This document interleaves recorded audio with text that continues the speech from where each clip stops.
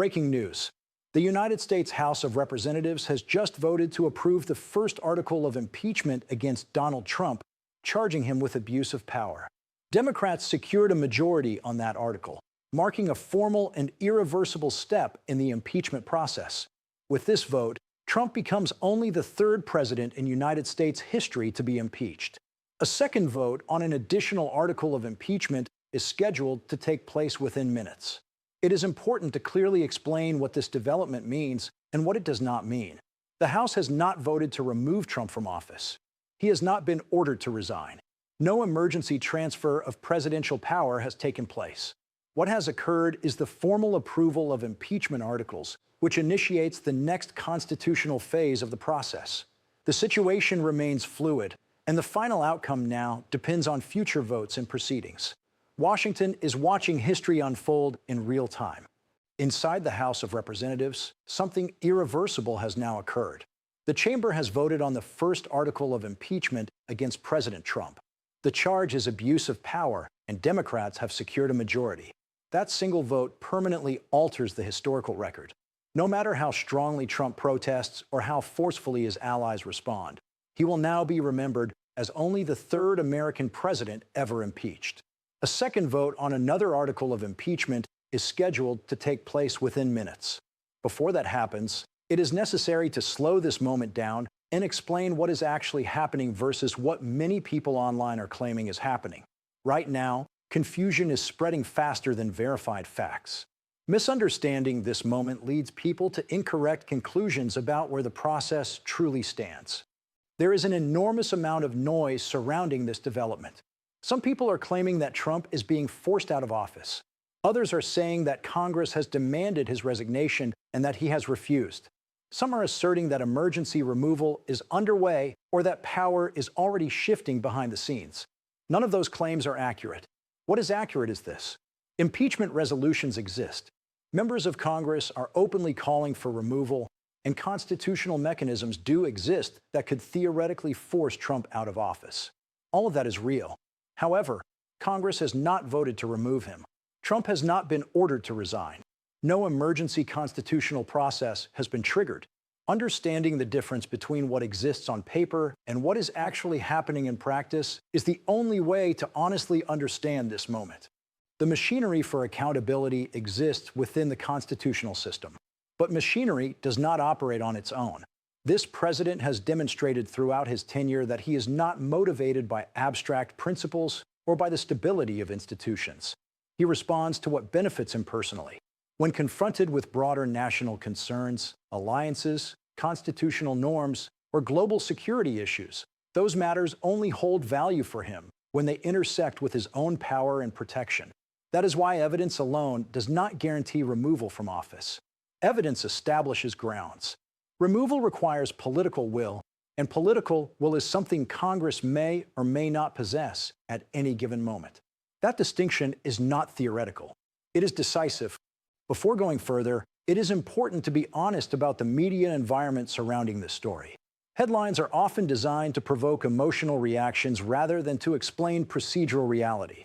Sensational framing drives attention and clicks, but it frequently distorts what is actually happening inside Congress. That distortion leaves people either falsely hopeful or prematurely exhausted. This moment requires context rather than hype. Clarity matters more than drama, because clarity reveals where leverage actually exists. With that in mind, it is necessary to walk through what is real step by step. Multiple impeachment resolutions have been formally filed against President Trump in the current Congress. These are not rumors, leaks, or speculative drafts. They are official congressional documents entered into the public record. House Resolution 353 is the most comprehensive. It contains 7 separate articles of impeachment. Article 1 charges obstruction of justice. Article 2 charges usurpation of Congress's power of the purse. Article 3 charges abuse of trade authority and acts of international aggression. Article 4 alleges violations of First Amendment rights. Article 5 accuses the president of creating unlawful offices. Article 6 charges bribery and corruption. Article 7 charges tyranny. The word tyranny is not being used for effect or commentary. It is the literal language included in a formal impeachment resolution introduced by members of the House of Representatives. The resolution argues that, based on documented conduct, the president has violated his oath to faithfully execute the laws and to protect and defend the Constitution. It accuses him of abusing powers that only a president possesses and of doing so in a corrupt manner. That document exists. It is detailed. It is legally structured, and it is currently sitting in the Judiciary Committee. This is not the only resolution on record. House Resolution 415 also accuses Trump of abusing presidential authority and calls for impeachment. House Resolution 939 makes similar claims. These filings matter because they create an official and permanent record. They signal that a meaningful number of elected representatives believe Trump's conduct meets the constitutional threshold for removal. These resolutions lay groundwork. They preserve evidence. They create documentation that future Congresses, courts, and historians will be required to examine. At the same time, individual members of Congress are publicly calling for Trump to resign. Editorial boards are arguing that he is unfit for office. Activist organizations are demanding accountability. These calls are real. When people say Congress is calling for resignation, there is a partial truth in that statement. Some members are making that demand. However, Congress as an institution has not issued a formal ultimatum. That distinction matters because institutions act through formal votes, not through individual statements. This is where precision becomes essential. Filing an impeachment resolution is not the same as voting on impeachment. Calling for resignation is not the same as enforcing removal. Possessing constitutional tools does not mean those tools are being used. Removal requires specific procedures and specific numerical thresholds. There are only two constitutional paths to removal. The first path is impeachment. The House votes by a simple majority to impeach. If that occurs, the Senate then holds a trial. Conviction and removal require a 2/3 vote, 67 senators, if all are present. Trump has already been through this process twice.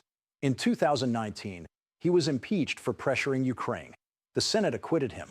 In 2021, he was impeached for inciting the January 6th attack. The Senate acquitted him again. In both instances, Republican senators chose political protection over accountability. The second path is the 25th Amendment. Under Section 4, the Vice President and a majority of the Cabinet can declare the President unable to discharge the duties of the office. Power immediately transfers to the Vice President. The President can contest that declaration, at which point Congress must vote. A 2/3 vote in both chambers is required to keep the President removed. This mechanism has never been successfully used to permanently remove a president. It was designed for incapacity rather than misconduct, and it requires the president's own appointees to act against him. At this moment, neither path is active. Republicans control the House and will not bring impeachment resolutions to the floor. Even if impeachment somehow passed, Senate conviction would still require Republican votes that do not currently exist. The 25th Amendment is even less realistic. Trump appointed his cabinet specifically for loyalty. Expecting them to eliminate their own political futures by removing him is unrealistic under present conditions. The reality is this: removal is constitutionally possible and legally available, but politically blocked. Trump remains in office not because evidence is absent, but because partisan loyalty continues to outweigh constitutional enforcement. That gap between what is documented and what is enforced is the most important reality to understand right now. This is not an emergency removal moment. It is a system under visible strain, with mechanisms in place, evidence on the record, and political will lagging behind. What happens next depends entirely on whether that political will changes. That change does not come from speculation. It comes from shifts in public opinion, electoral consequences, coordinated action, and sustained pressure. Those are the forces that turn constitutional tools from theory into action. At this moment, the process is not at its climax, but it is no longer at the beginning either. We are in a phase where outcomes are still being shaped, and that is exactly when understanding what is real matters the most. If removal is not happening right now, the obvious question becomes this: what would actually need to change for removal to become real? History shows that impeachment is never driven by evidence alone. It is driven by timing, pressure, and political survival. Presidents do not fall when accusations are filed. They fall when defending those accusations becomes more dangerous than abandoning them. That is the turning point Congress has not yet reached.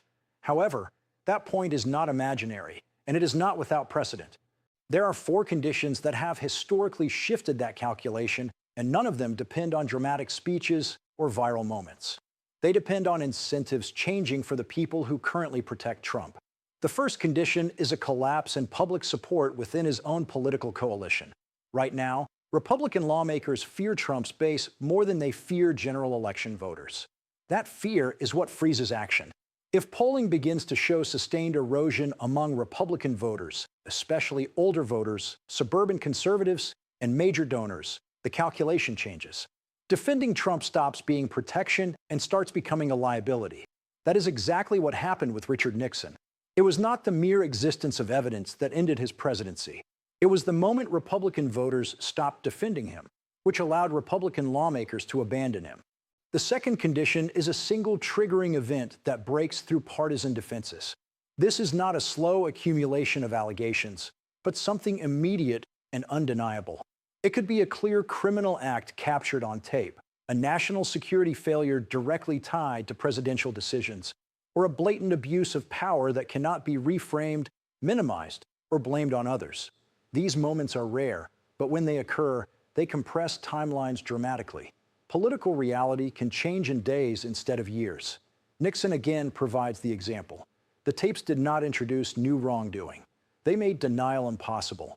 The third condition is coordination. Individual acts of courage do not change outcomes in Washington. One senator breaking ranks is isolated and punished. 2 are sidelined. But when a critical mass moves together, the risk is shared. That is why leadership signals matter. Until senior figures indicate that it is safe to defect, no one moves first. Once that signal appears, movement can accelerate quickly. Removal becomes less about personal bravery and more about collective behavior. Politicians follow exits when exits appear realistic and survivable. The fourth condition is electoral change. This is the most direct lever available to voters. If Democrats retake the House in the next election, impeachment becomes procedurally unavoidable. They would not need Republican approval to impeach. Even if Senate conviction remained unlikely, impeachment itself would force senators to go on the record. It would dominate the political environment. It would influence donor behavior. It would increase pressure on institutions that currently rely on delay. That is why midterm elections matter far more than many people realize in moments like this. This is why claims that Trump is being forced out right now may feel emotionally satisfying, but are strategically misleading. They skip over the difficult middle phase. They jump straight to outcomes without explaining what produces them. That kind of framing leaves people confused when nothing dramatic happens the next day, and confusion often turns into disengagement. Disengagement is exactly what protects entrenched power. What is happening now is slower, but it is more consequential. The official record is being built. The language is becoming normalized. Terms like abuse of power, corruption, and tyranny are no longer limited to commentary. They are now embedded in formal congressional documents. That matters because it lowers the threshold for future action. It reshapes what is considered acceptable conduct. It signals to downstream institutions, courts, agencies, and future Congresses that this behavior was contested, challenged, and documented rather than silently accepted. It is also important to recognize that accountability does not come from a single institution. Congress is only one part of the system. Courts operate independently. Criminal cases, civil judgments, injunctions, and enforcement actions do not require impeachment to move forward. A president can remain in office and still face limits. Power can be constrained even when it is not removed. That is why Trump's legal exposure matters even when Congress stalls. Accountability is cumulative, not singular. The most dangerous misunderstanding right now is the belief that if removal does not happen immediately, it will never happen at all. That belief turns frustration into resignation. Resignation is how systems decay quietly. Democracies rarely collapse in dramatic moments. They erode when people stop applying pressure because they believe nothing works. The truth is more uncomfortable and more demanding. Accountability is slow. It requires sustained attention. It requires elections. It requires forcing representatives to explain their votes repeatedly.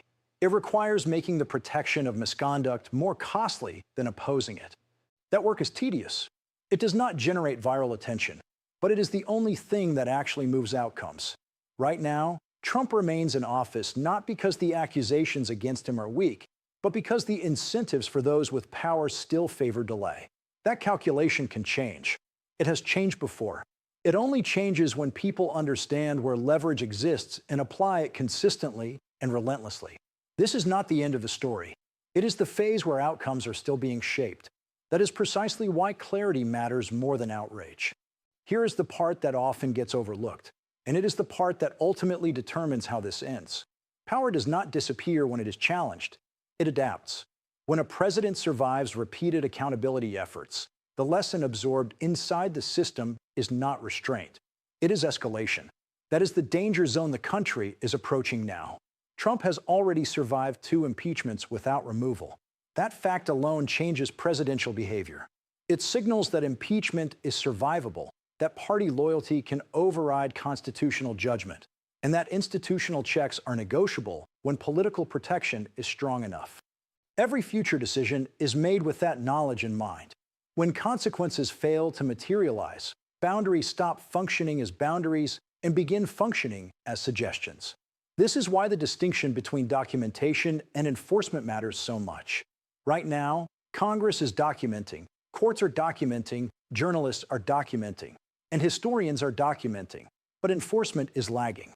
That gap creates risk not only for this presidency, but for the next one as well. Once a precedent is set that certain conduct is impeachable in theory but acceptable in practice, the standard has been effectively lowered. What we are witnessing is not simply a standoff between Trump and Congress. It is a stress test of whether accountability mechanisms still function when partisan incentives point in the opposite direction.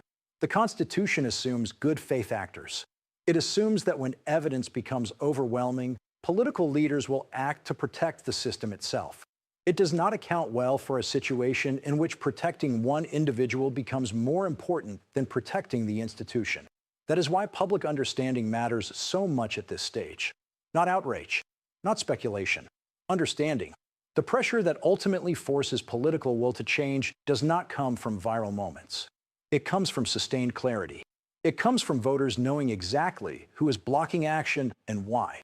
It comes from representatives being forced to defend positions that become increasingly difficult to justify over time. There is also a psychological factor that is rarely discussed. Lawmakers delay not only because of fear, but because of hope. Hope that the problem will resolve itself. Hope that courts will handle it. Hope that elections will solve it. Hope that time will reduce the cost of action. That hope keeps people passive longer than it should. But hope is not a strategy. It is a postponement.